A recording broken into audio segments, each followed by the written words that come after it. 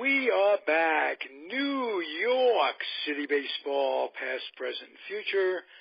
I'm Ralph Tyko with the Comfortably Zoned Radio Network. The hosts of the show are Marty Rose from Jacksonville and Robert Deininger from New Jersey. Hey, guys. How's it going? Hey, Ralph. Good. Everything's fine here. And I know it is in Robert Deininger world. His Yankees have surprised even him. Tell me about what surprised you, and first tell me that you're thrilled, just from a fan standpoint, not from an intellectual standpoint. Isn't it cool when you win? Oh, it's fantastic. I mean, especially when you weren't expecting it, you know. I think that's why the fans were so engaged these last three games at Yankee Stadium. I mean, you got to be happy. Right, especially elimination games as they were, basically elimination games. Yeah. You don't go down three something and come back from that. No, that was a big game. And it turns out that the combination of Judge, Sanchez, and Bird are just peaking at the same time. And look how young they are and what a future ahead of them. It's terrific. Yeah, Sanchez, the past two games, is really starting to hit. I mean, game 4, he had 2 RBIs, and then yesterday he drove in a few runs. He's starting to hit, and that's scary when you get Sanchez starting to hit. Right, and Bird is staying healthy. That's a big thing. Bird's quietly hovering, in the middle of the order, doing his part, batting .300, driving in runs, getting on base. He's had a good series in overall postseason. And if you look at their total lineup, there's no real weak spots. No, you got to kind of pick your poison, really. You got to pitch to them. Yeah. Marty, what's your impression of the Yankees? Oh, they're playing great. I don't think anybody's too surprised about the offense. I think the biggest surprise is how good the starting pitching has been. Yeah. I mean, it's just been phenomenal. Outside of Severino's first game, I guess. But outside of that, I mean, especially the Sonny Gray game, the guy hadn't pitched in like 2 weeks, and he comes out and pitches a game like that. Tanaka is just like he was never hurt. He's pitching great. And they're starting to talk about him opting out again all of a sudden. Pitches 2 great games, he's going to opt out. Look out, Yeah, that was pretty fun. And Yankee fans wanted him to in the middle of the season. Right. And of course, CeCe's been phenomenal. I mean, his contract is as up. well as he ever has, really. When you look at it. It's been great, man. Everybody expected, the bullpen to be terrific because they've been great all year. Yeah. So, I feel bad, though, for Sonny Gray. They showed a stat in like 22 innings or 21 and a third in postseason play, and he has 0 run support. Really? Yeah, in his last 21 and a third innings. That does happen sometimes. Yeah.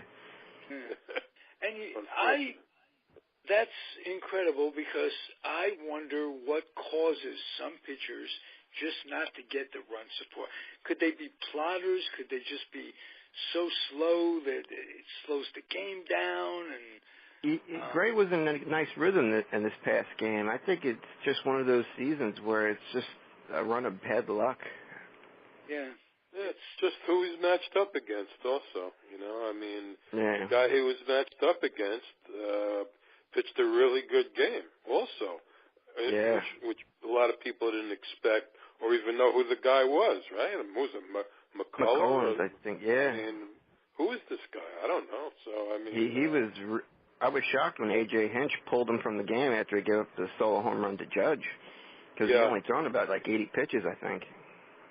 Right, and Gray also was only in the mid-80s, but I guess Girardi knew what he was doing. So. He was, I think, at 85 when they pulled him, but he had only given up one hit through 5 innings. It was those first 2 walks in the 6th. Yeah, but they got the book on these guys. They know what happens after a certain amount of pitches on every guy, so they're right on top of that. And they seem to be holding Altuve and Carrera down. That great double play combination that's been hitting machines all year.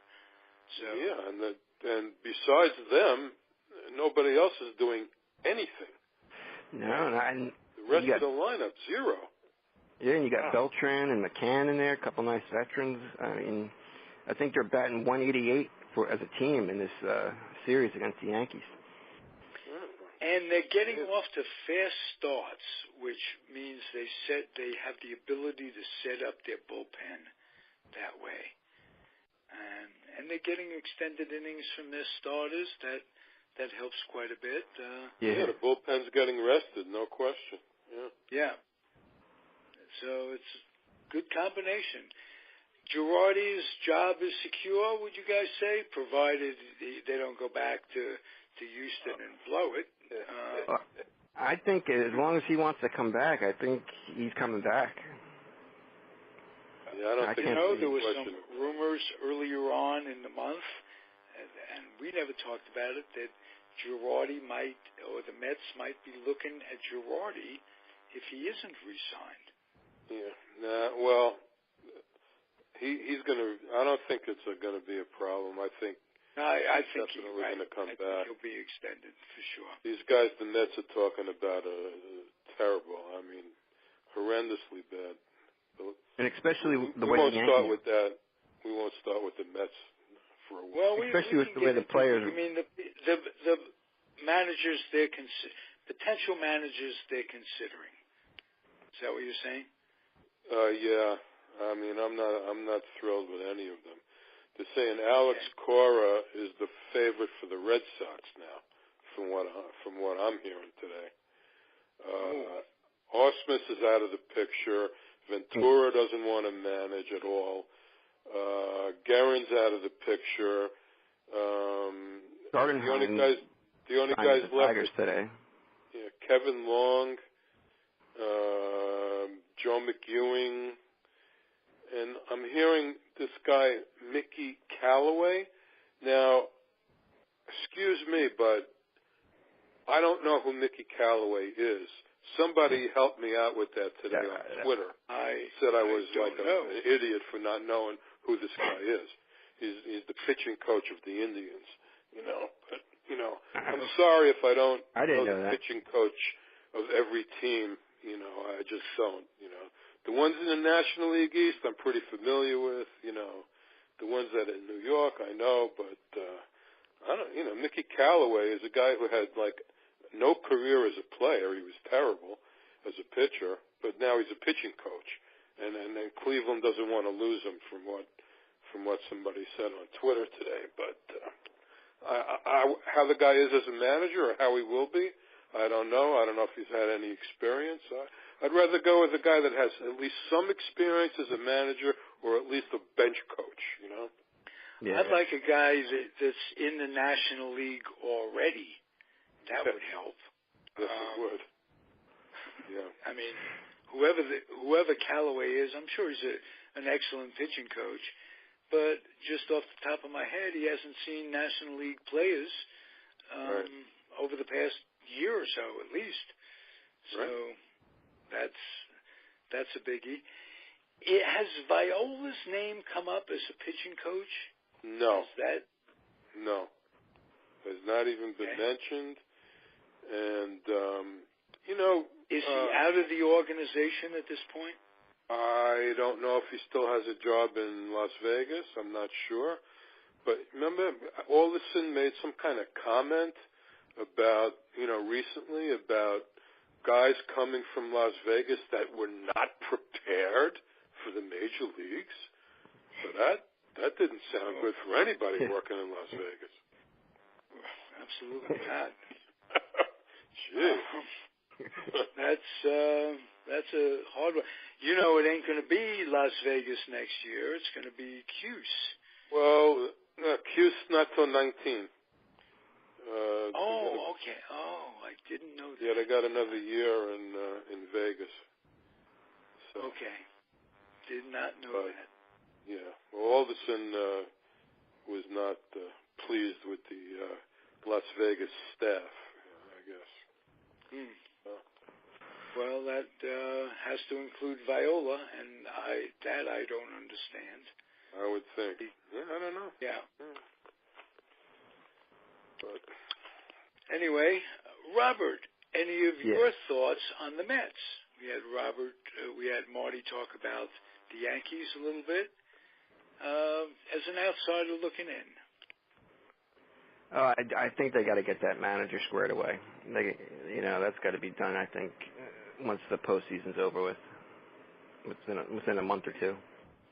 Any of your thoughts on any of the candidates?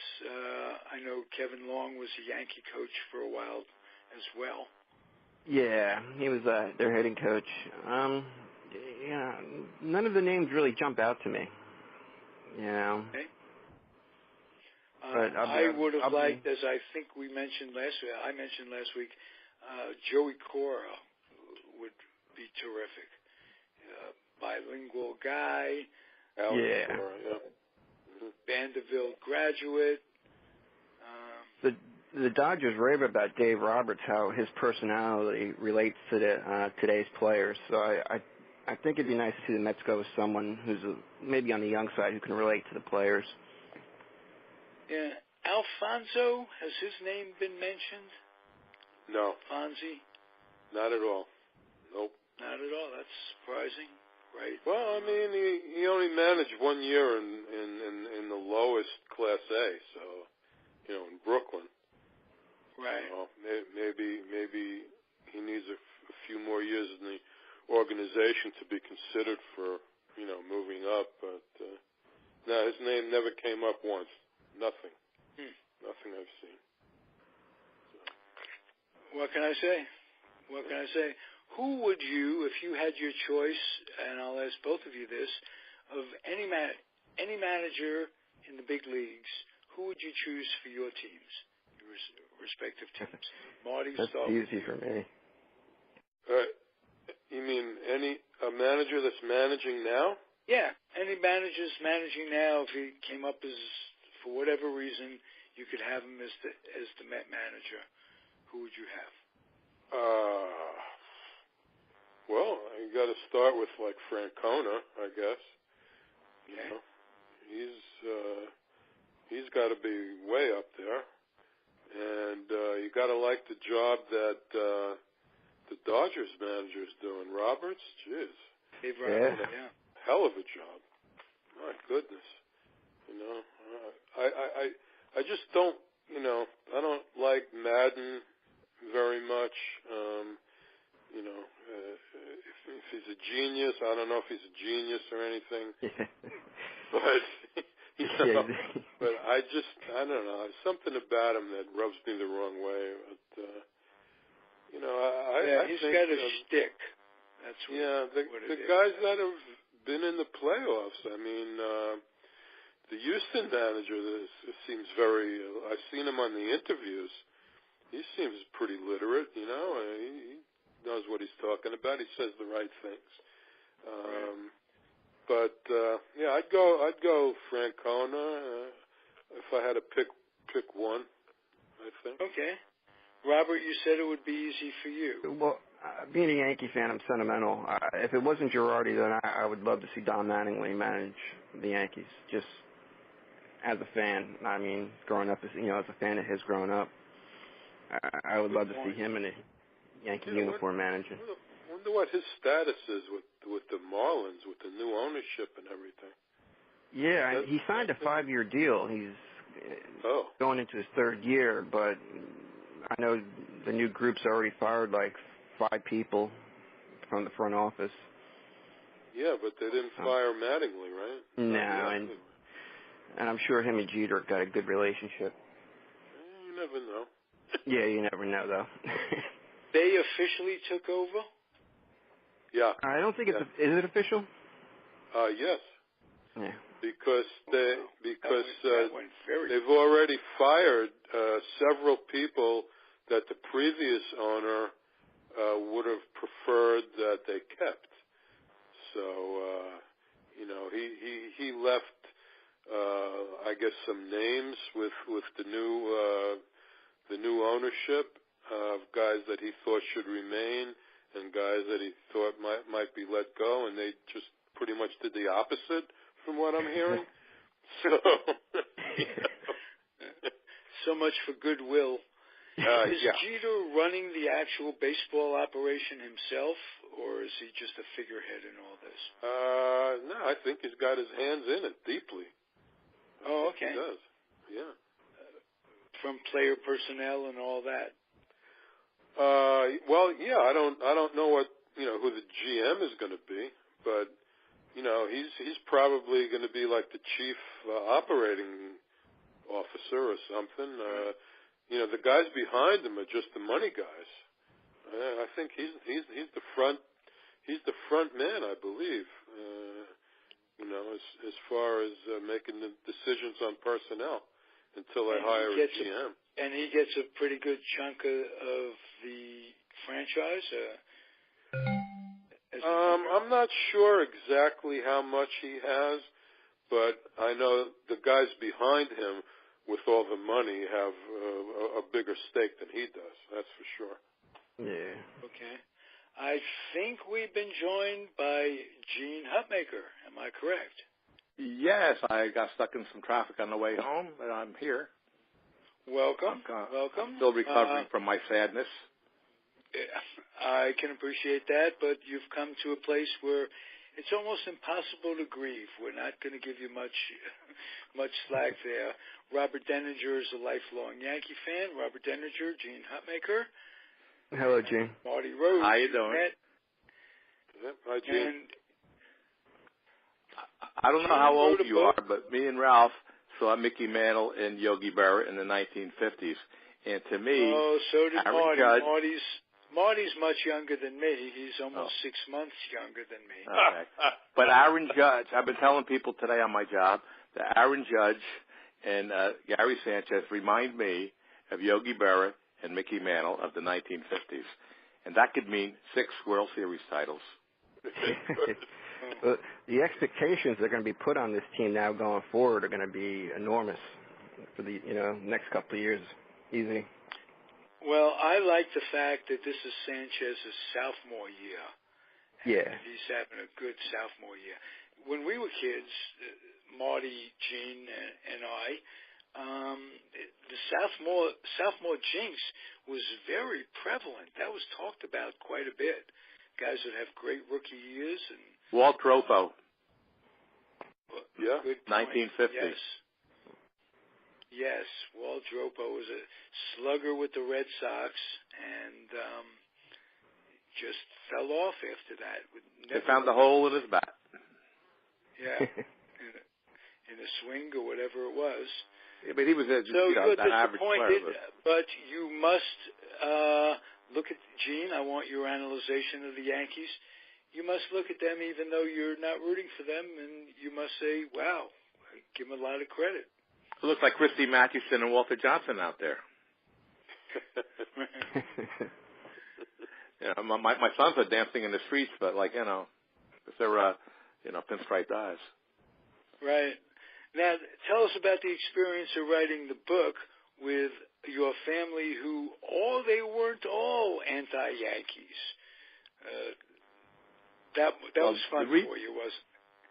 The reason was when I came home complaining about all the Yankee books that was out in 2003, my sons heard my stories forever, and they said, well, write your own book. And I said, I would if you helped me.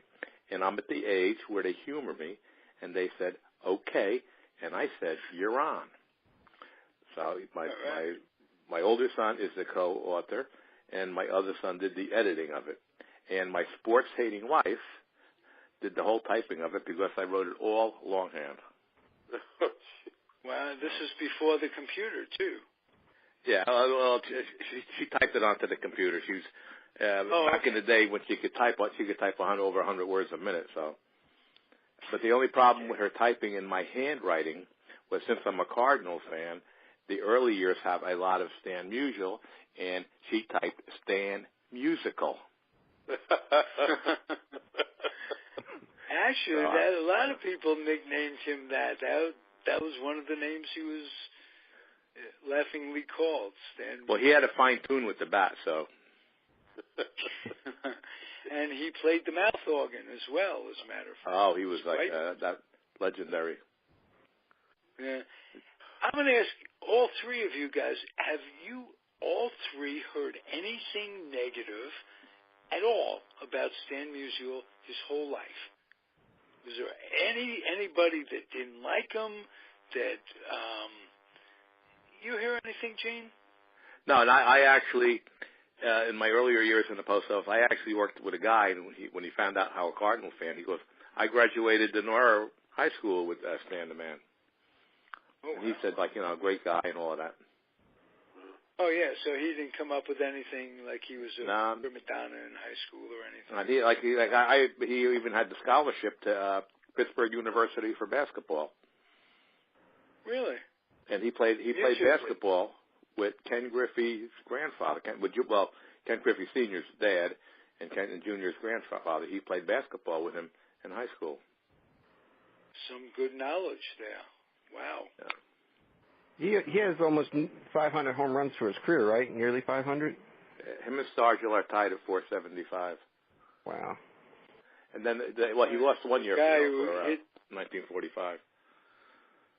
For a guy who hit well over 300 and was fast, the only thing is he had a weak arm. He was a pitcher and hurt his arm and became a position player. But he even played over 300 games in center field. Really? People they think of him as like a left fielder and first baseman, but he actually played 300 games in center field once Terry Moore left. I didn't know that. I would have never known that either. No. Yeah, great fact. Yeah, he was my guy growing up. So I little books of him, like back in 1953 or something. They had books for like kids, mostly pictures. They had the Dodger Dynamo Jackie Robinson, Pittsburgh hitter Ralph Kiner, Yogi Berra, and Stan Musial. So naturally, I bought the Stan Musial book. I must have been like 8 years old. Right. Marty will remember I wrote a book report on the Jackie Robinson story for 4 years in a row. Oh, didn't we all?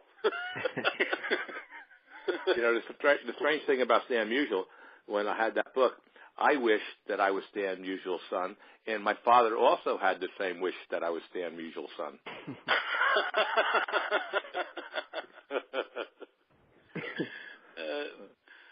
He was 3 for 3 against the Mets in the first game they played, I believe, against Roger Craig.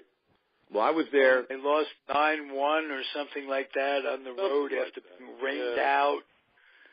But I was there when he hit 4 homers in 1962. Musial, he hit 330. That his next to last year, and I was at the Polo Grounds when he hit 4 homers in 4 consecutive at bats over 2 games. Wow! He hit a pinch hit one, then the next time he hit 3 homers, because every time the Cardinals came in, I went to my cousins in Greenpoint in Brooklyn, and I'd go to all the Cardinal games. Well, that was against the Giants you're talking about. He killed the Dodgers more than he killed the Giants coming in. And that's how his nickname. Here comes that man, or the man, or. Yeah, he used to be the Denora Greyhound. Was his first nickname. Really? Yeah. And how about Stash? People would call him Stash. Well, yeah, Stash. My mother was Polish, and she always called him Stash. Oh. What's Stash do today? Because she always knew I looked in the paper. What's Stash do? So she always called him Stash.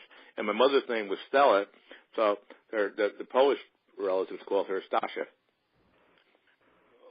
Were you rooting against the Yankees in those days too? I wasn't my whole life. Oh, you were. So even back then, you rooted against the Yankees. Yeah, well, I grew up in the Yankee hating house, and the McCarthy hearings were going on, and everybody in my house hated the commies. And television was a relatively new thing in the households, and the McCarthy hearings were on, which was real boring. But everybody in my house, they hated the commies. Korean War was going on, and everybody in my house hated the Yankees. So I equated it with something to hate. Oh, okay. And when I picked a team, when you're 7, 8 years old and there's no color TV and the really only color uniforms you see are on baseball cards, I thought that the Cardinals on a bat was pretty impressive, rather than an NY or a B or a C.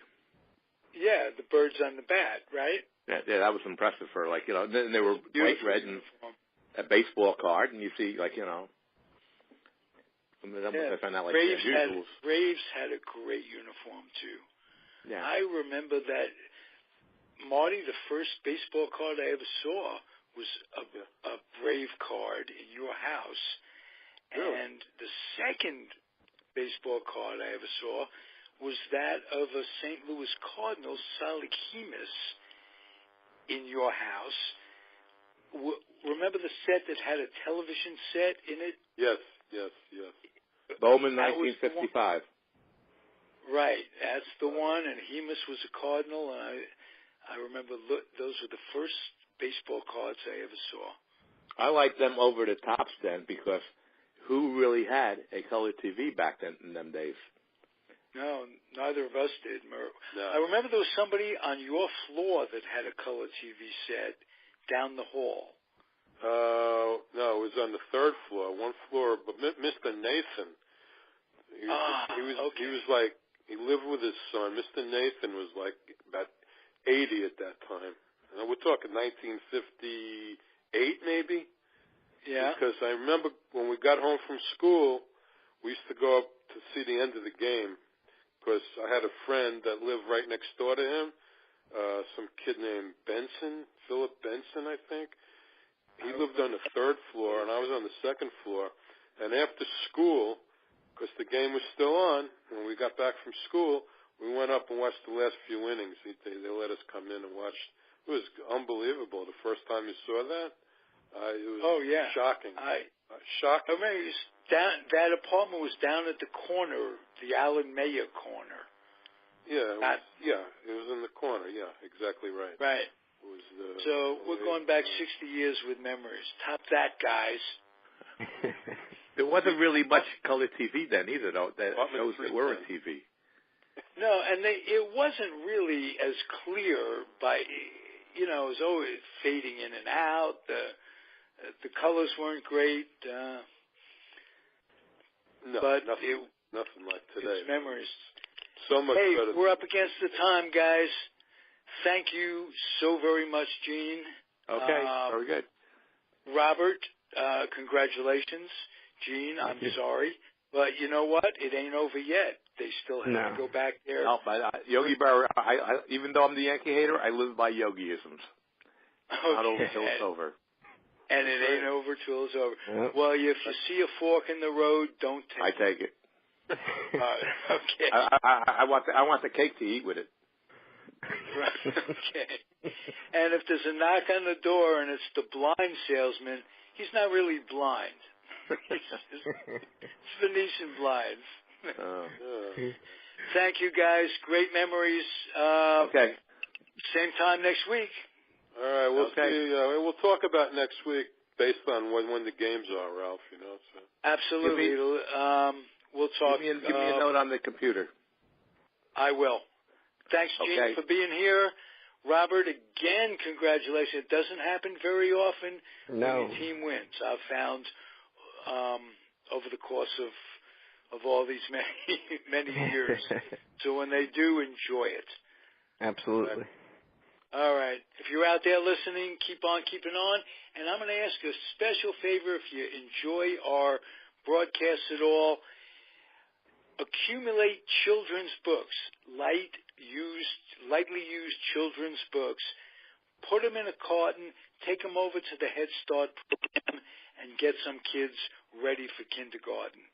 And that'll change the world, or at least help to do it. See you next week, everybody. Adios. Okay.